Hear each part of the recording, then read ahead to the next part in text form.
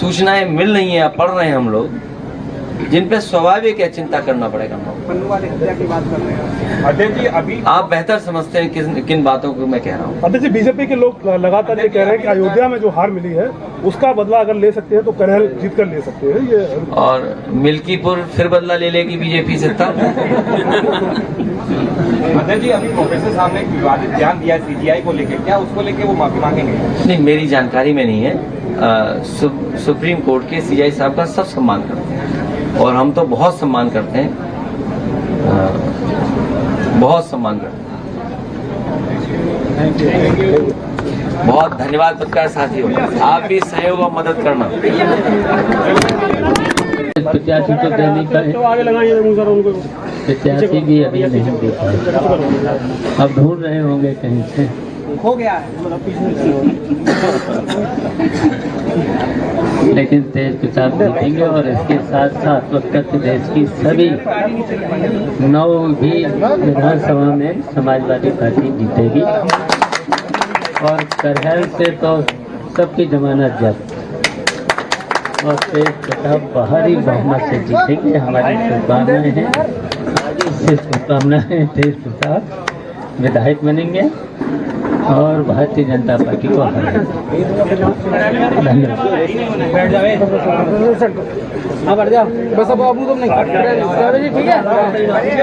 मैं सभी पत्रकार साथियों का धन्यवाद देता हूं।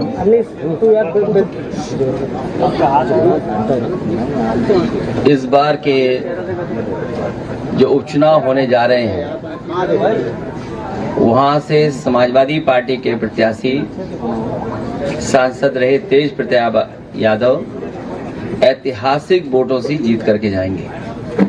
मैं करहल की जनता और मैनपुरी की जनता का बहुत धन्यवाद और आभार प्रकट करूंगा। यहाँ के लोगों ने समाजवादी पार्टी का, नेताजी का हमेशा साथ दिया है। किन्हीं भी कठिन परिस्थितियों में या राजनीतिक कोई फैसला हुआ होगा, यहाँ के लोगों ने समाजवादी पार्टी का हमेशा साथ दिया है। करहल उपचुनाव में जो होने जा रहा है, ये वो विधानसभा है जहाँ की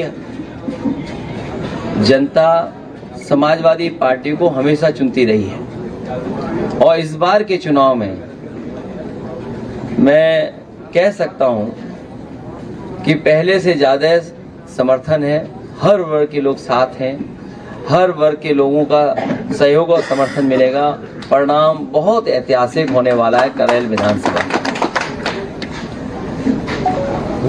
जहां तक भारतीय जनता पार्टी का सवाल है, Bharatiya Janata party by elections में किसको लड़ाएं, कैसे पीडीए का मुकाबला करें। पीडीए से घबराए हुए वो बैठे हुए हैं। पहले तो कभी कभी सुन भी लेते थे उनके मुंह से पीडीए, लेकिन इधर जो पीडीए की ताकत या पीडीए के लोग इकट्ठे हुए, एकजुट हुए हैं, अब पीडीए कहना भी वो भूल गए हैं। और इसलिए भूल गए हैं कि पिछले जितने भी फैसले उनके हुए हैं और पूरा कार्यकाल उठा करके देख लें, सबसे ज्यादा भेदभाव, सबसे ज्यादा अन्याय, सबसे ज्यादा भेदभाव का शिकार अगर कोई हुआ है तो यही पीडीए परिवार के लोग हुए।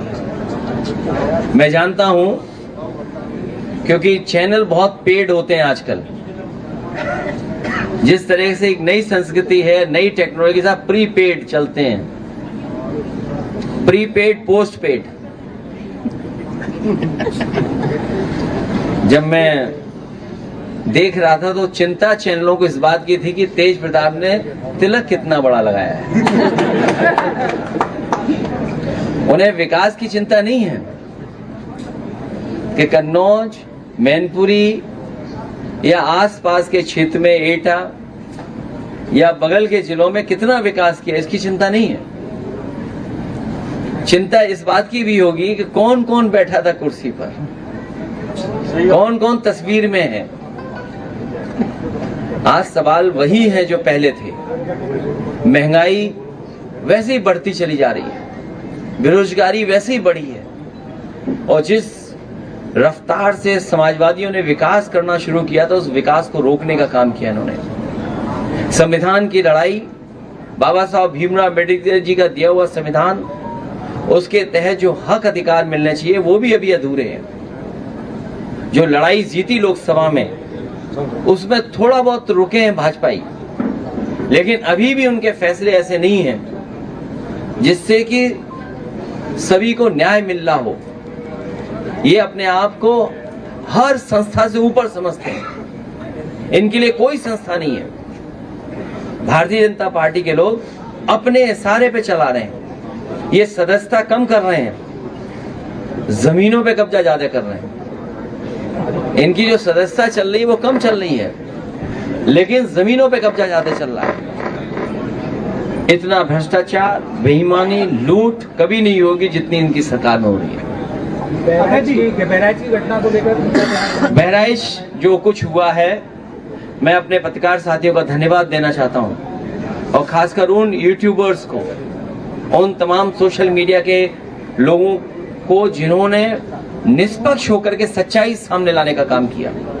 और सच्चाई ये है कि भारतीय जनता पार्टी ने जानबूझ करके दंगा कराया, क्योंकि उनको पता है कि चुनाव आ गया है, किसी भी सवाल का जवाब जनता में नहीं दे सकते हैं, इसीलिए राजनीतिक लाभ लेने के लिए जानबूझ करके भारतीय जनता पार्टी ने दंगा कराया है। और जीरो टॉलरेंस की अगर बात थी तो आखिरकार पर्याप्त पुलिस क्यों नहीं थी, पर्याप्त प्रशासन का इंतजाम क्यों नहीं था, और जो जानकारी में था प्रशासन को, उसके बावजूद भी नहीं किया कुछ भी। मुझे उम्मीद है कि न्यायालय से न्याय मिलेगा। 80 लोगों की गिरफ्तारी हुई है, क्या स्वरूप रहेगा? दो सीटें कांग्रेस को देने की बात चल रही है। अब भारतीय जनता पार्टी जिसको चाहे उसको गिरफ्तार कर ले, पत्रकार साथी भी गिरफ्तार हो जाते हैं। अगर वो कोई सच्ची न्यूज चला दें तो फोन आ जाता है उनके पास, उनको बाकायदा ब्रेकिंग न्यूज व्हाट्सएप पे मिलती है कि आपको ब्रेकिंग न्यूज यही चलानी है जो व्हाट्सएप पे आई है।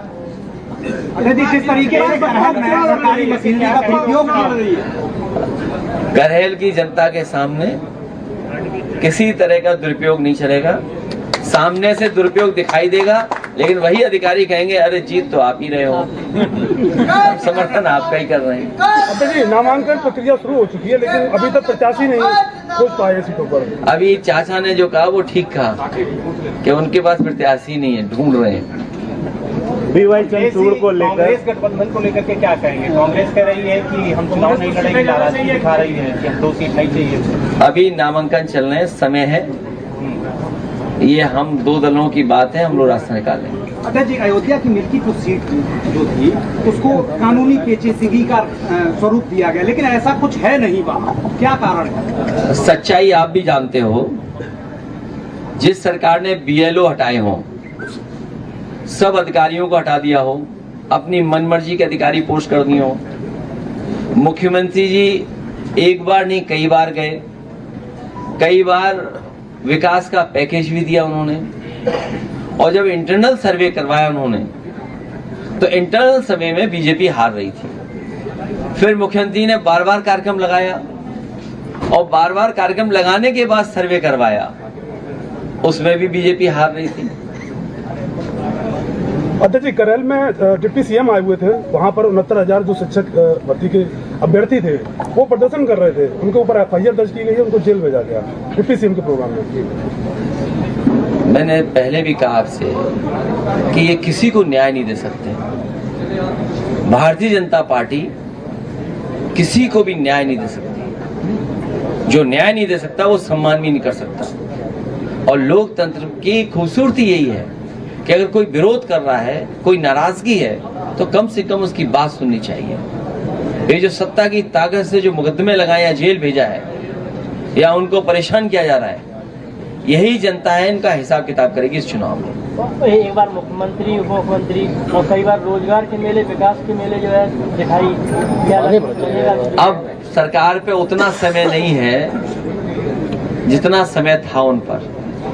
जितनी सरकार चल रही है अब उतना भी समय उनके पास नहीं है। ये सरकार जाने वाले लोगों की है, जनता इनको इस चुनाव में हरा करके विदाई का रास्ता खोल देगी। डीएपी खाद को लेकर मारामारी चल रही है। कहीं खाद नहीं है। और अभी मान लीजिए धान तैयार होने जा रहा है, क्या सरकार का इंतजाम है कि किसानों को सही कीमत दे देंगे?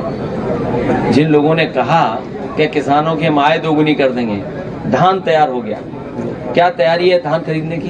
किसानों को पराली जलाने से रोका जा रहा है। इलेक्शन ये पराली वाला बड़ा सवाल है।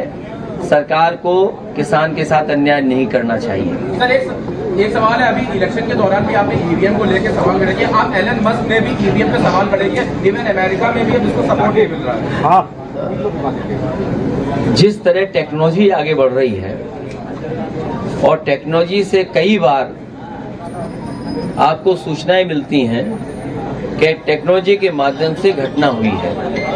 आज ही के अखबार में पढ़ा गया है और किसी अखबार में ये सूचना दी गई है कि सबसे ज्यादा घटनाएं जो आपके टेक्नोलॉजी के माध्यम से होती हैं वो सबसे ज्यादा उत्तर प्रदेश में हो रही हैं। चाहे वो एटीएम से टेक्नोलॉजी के माध्यम से पैसा निकालना, किसी का कार्ड मिसयूज करना, इस तरह की घटनाएं सबसे ज्यादा हो रही हैं। और एआई आने के बाद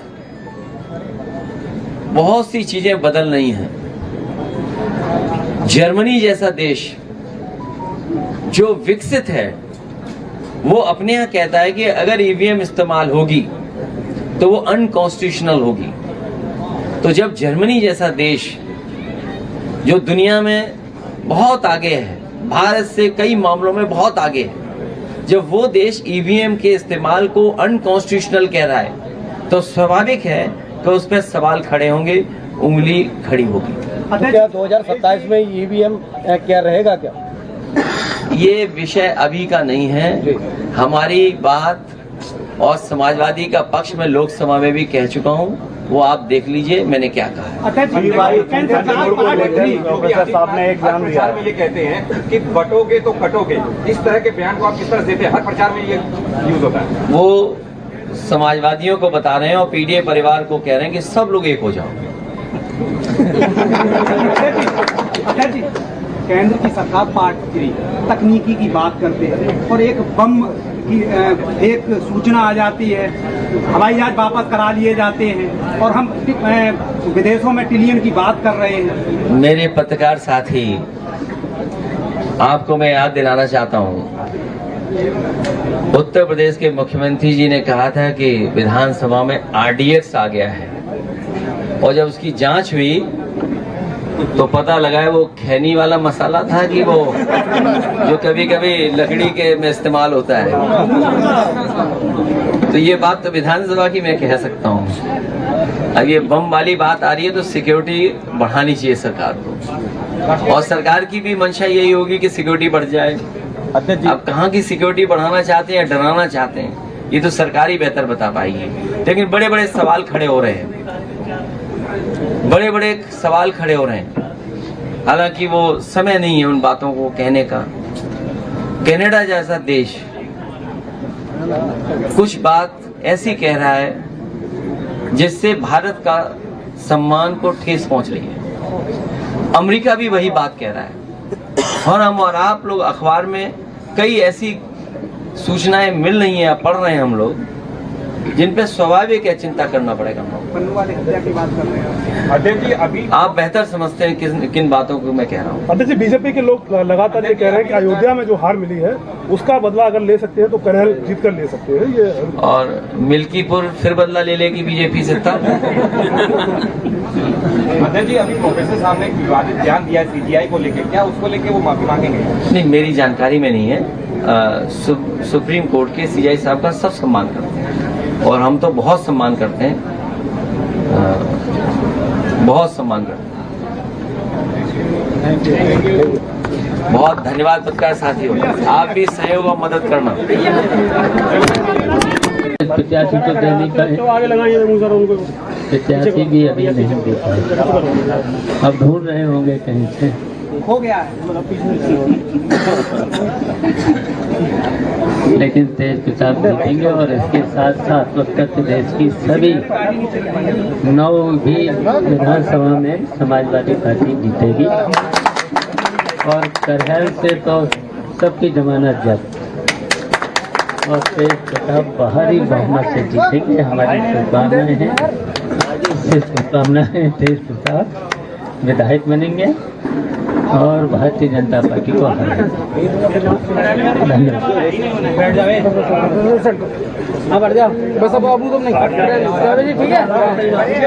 मैं सभी पत्रकार साथियों का धन्यवाद देता हूं।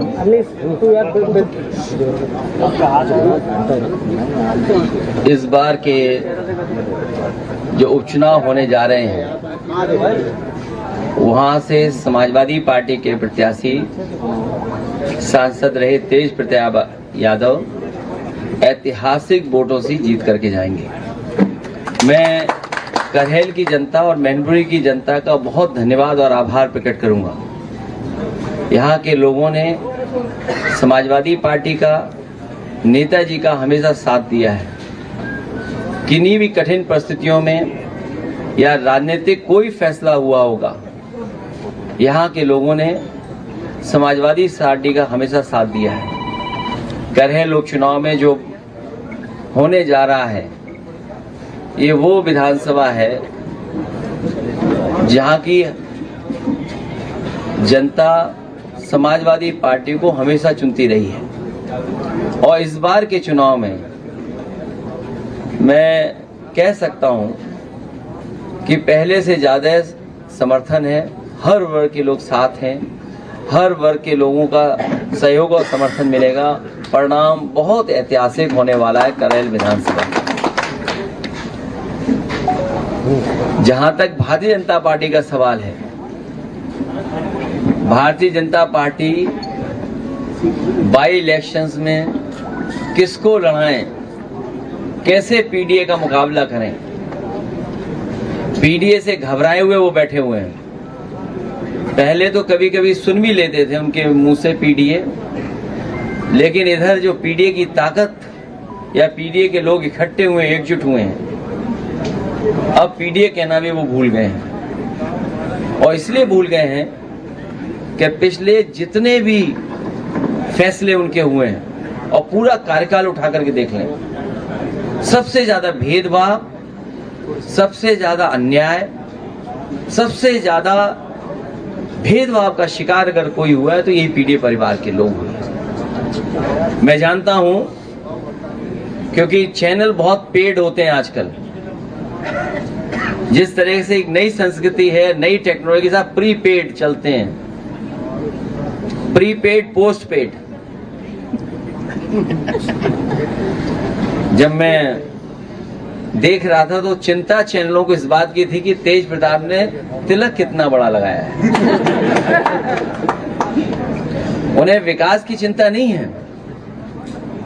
कि कन्नौज, मैनपुरी या आसपास के क्षेत्र में एटा या बगल के जिलों में कितना विकास किया, इसकी चिंता नहीं है।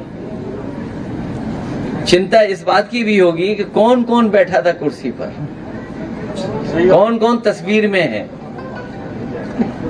आज सवाल वही है जो पहले थे। महंगाई वैसे ही बढ़ती चली जा रही है, बेरोजगारी वैसे ही बढ़ी है, और जिस रफ्तार से समाजवादियों ने विकास करना शुरू किया था, उस विकास को रोकने का काम किया इन्होंने। संविधान की लड़ाई, बाबा साहब भीमराव अम्बेडकर जी का दिया हुआ संविधान, उसके तहत जो हक अधिकार मिलने चाहिए वो भी अभी अधूरे हैं।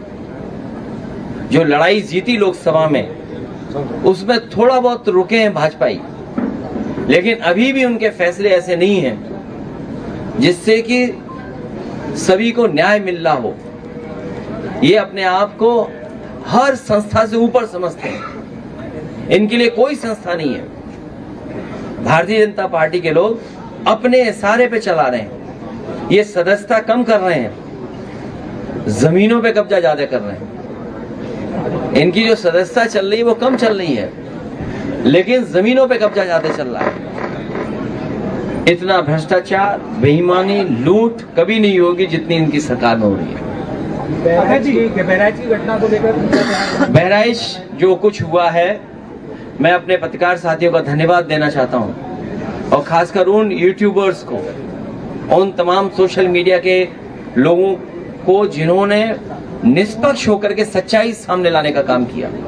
और सच्चाई ये है कि भारतीय जनता पार्टी ने जानबूझ करके दंगा कराया, क्योंकि उनको पता है कि चुनाव आ गया है, किसी भी सवाल का जवाब जनता में नहीं दे सकते हैं। इसीलिए राजनीतिक लाभ लेने के लिए जानबूझ करके भारतीय जनता पार्टी ने दंगा कराया है। और जीरो टॉलरेंस की अगर बात थी तो आखिरकार पर्याप्त पुलिस क्यों नहीं थी, पर्याप्त प्रशासन का इंतजाम क्यों नहीं था? और जो जानकारी में था प्रशासन को, उसके बावजूद भी नहीं किया कुछ भी। मुझे उम्मीद है कि न्यायालय से न्याय मिलेगा। 80 लोगों की गिरफ्तारी हुई है। क्या स्वरूप रहेगा? दो सीटें कांग्रेस को देने की बात चल रही है। अब भारतीय जनता पार्टी जिसको चाहे उसको गिरफ्तार कर ले, पत्रकार साथी भी गिरफ्तार हो जाते हैं। अगर वो कोई सच्ची न्यूज चला दें तो फोन आ जाता है उनके पास। उनको बाकायदा ब्रेकिंग न्यूज व्हाट्सएप पे मिलती है कि आपको ब्रेकिंग न्यूज यही चलानी है जो व्हाट्सएप पे आई है। अच्छा जी, जिस तरीके से सरकारी मशीनरी का दुरुपयोग कर रही है, करहल की जनता के सामने किसी तरह का दुरुपयोग नहीं चलेगा। सामने से दुरुपयोग दिखाई देगा, लेकिन वही अधिकारी कहेंगे अरे जीत तो आप ही रहे हो, समर्थन आपका ही कर रहे हैं। अब देखिए, नामांकन प्रक्रिया शुरू हो चुकी है, लेकिन अभी तक प्रत्याशी नहीं पहुंच पाए सीटों पर। अभी चाचा ने जो कहा वो ठीक कहा कि उनके पास प्रत्याशी नहीं है, ढूंढ रहे हैं। बीवाई चंद्रचूड़ को लेकर कांग्रेस गठबंधन को लेकर के क्या कहेंगे? कांग्रेस कह रही है कि हम चुनाव नहीं लड़ेंगे, नाराजगी दिखा रही है कि हम 2 सीट नहीं चाहिए। अभी नामांकन चलने समय है, ये हम 2 दलों की बात है, हम लोग रास्ता निकाल लेंगे। अच्छा जी, अयोध्या की मिल्कीपुर सीट जो थी उसको कानूनी पेचीदगी का स्वरूप दिया गया, लेकिन ऐसा कुछ है नहीं वहाँ, क्या कारण है? सच्चाई आप भी जानते हो। जिस सरकार ने BLO हटाए हों, सब अधिकारियों को हटा दिया हो, अपनी मनमर्जी के अधिकारी पोस्ट कर दिए हो, मुख्यमंत्री जी एक बार नहीं कई बार गए, कई बार विकास का पैकेज भी दिया उन्होंने, और जब इंटरनल सर्वे करवाया उन्होंने तो इंटरनल सर्वे में बीजेपी हार रही थी। फिर मुख्यमंत्री ने बार बार कार्यक्रम लगाया और बार बार कार्यक्रम लगाने के बाद सर्वे करवाया, उसमें भी बीजेपी हार रही थी। अध्यक्ष जी, करहल में डिप्टी CM आए हुए थे, वहां पर 69,000 जो शिक्षक भर्ती के अभ्यर्थी थे वो प्रदर्शन कर रहे थे, उनके ऊपर FIR दर्ज की गई है, उनको जेल भेजा गया डिप्टी CM के प्रोग्राम में। मैंने पहले भी कहा आपसे कि ये किसी को न्याय नहीं दे सकते। भारतीय जनता पार्टी किसी को भी न्याय नहीं दे सकती। जो न्याय नहीं दे सकता वो सम्मान भी नहीं कर सकता। और लोकतंत्र की खूबसूरती यही है कि अगर कोई विरोध कर रहा है, कोई नाराजगी है, तो कम से कम उसकी बात सुननी चाहिए। ये जो सत्ता की ताकत से जो मुकदमे लगाए या जेल भेजा है या उनको परेशान किया जा रहा है, यही जनता है, इनका हिसाब किताब करेगी इस चुनाव में। एक बार मुख्यमंत्री, उप मुख्यमंत्री और कई बार रोजगार के मेले, विकास के मेले जो है दिखाई लगेगा। अब सरकार पे उतना समय नहीं है जितना समय था उन पर। जितनी सरकार चल रही है अब उतना भी समय उनके पास नहीं है। ये सरकार जाने वाले लोगों की है। जनता इनको इस चुनाव में हरा करके विदाई का रास्ता खोल रही है। DAP खाद को लेकर मारामारी चल रही है, कहीं खाद नहीं है। और अभी मान लीजिए धान तैयार होने जा रहा है, क्या सरकार का इंतजाम है कि किसानों को सही कीमत दे देंगे? जिन लोगों ने कहा कि किसानों की हम आय दोगुनी कर देंगे, धान तैयार हो गया, क्या तैयारी है धान खरीदने की? किसानों को पराली जलाने से रोका जा रहा है। इलेक्शन के ये पराली वाला बड़ा सवाल है। सरकार को किसान के साथ अन्याय नहीं करना चाहिए। सर, एक सवाल है, अभी इलेक्शन के दौरान भी आपने EVM को लेकर सवाल खड़े किए। आप एलन मस्क ने भी EVM पे सवाल खड़े किए, इवन अमेरिका में भी अब इसको सपोर्ट नहीं मिल रहा है। हाँ,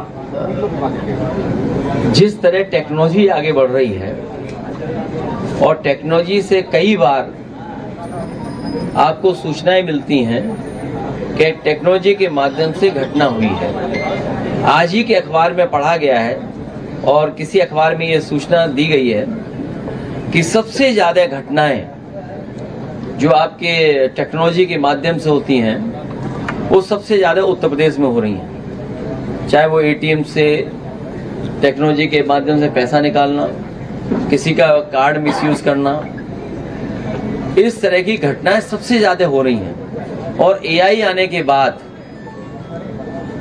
बहुत सी चीजें बदल रही हैं। जर्मनी जैसा देश जो विकसित है वो अपने यहाँ कहता है कि अगर ईवीएम इस्तेमाल होगी तो वो अनकॉन्स्टिट्यूशनल होगी।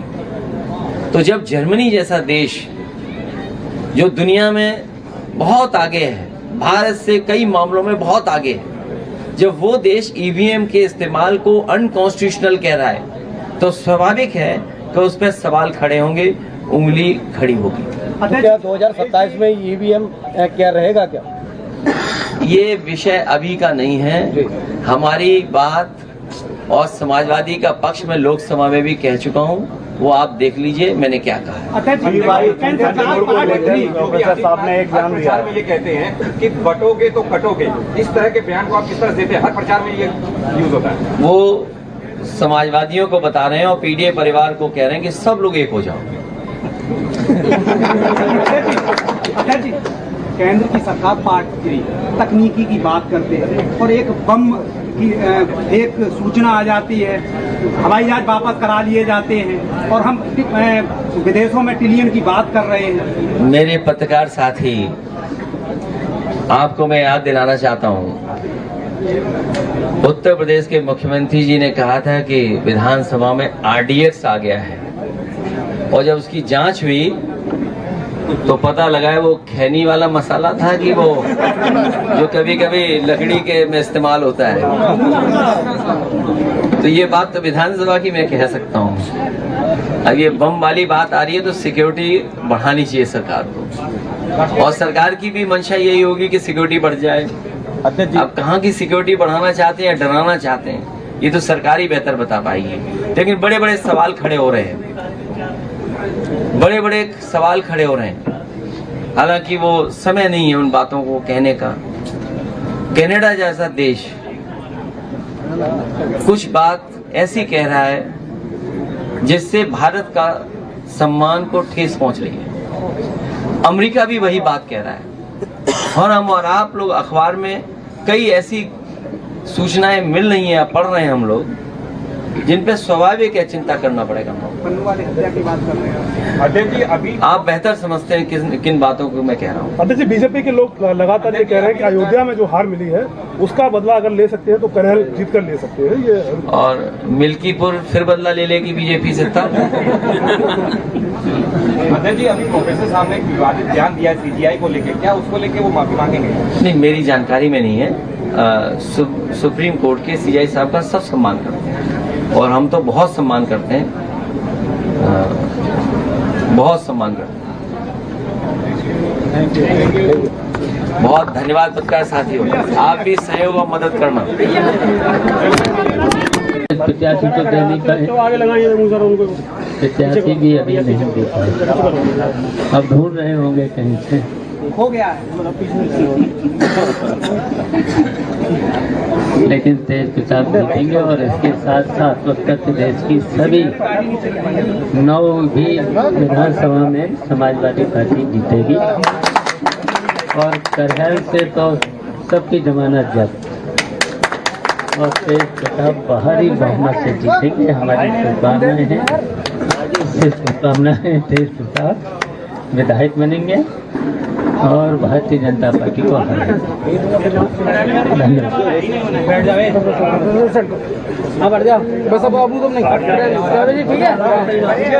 मैं सभी पत्रकार साथियों का धन्यवाद देता हूं।